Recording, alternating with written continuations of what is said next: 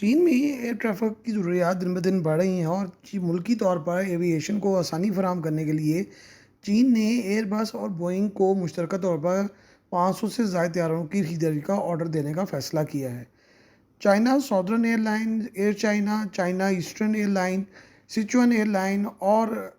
زنگزیمن air line جو ہے وہ ان کو طیاروں کے آرڈر جو ہیں ان کے لیے دیے جا رہے ہیں، اور چین جو ملکی طور پر ایئر لائن بنانے میں بہت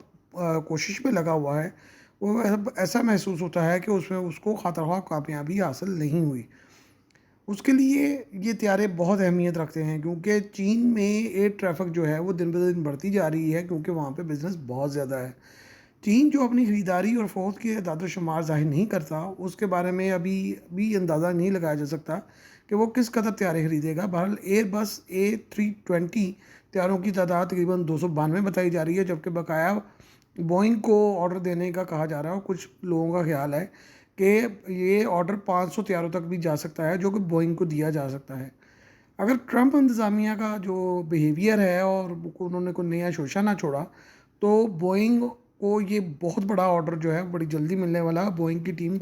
چائنا میں جا کر بیٹھی ہوئی ہے۔ ایئر بس کو یہ آرڈر مل چکا ہے اور ان کے لیے بہت بڑی خوشخبری تو آلریڈی آ چکی ہے، اور اگر یہ بوئنگ کو بھی یہ آرڈر مل جاتا ہے تو یہ دنیا کی تاریخ کا ایک بہت بڑا آرڈر ہوگا،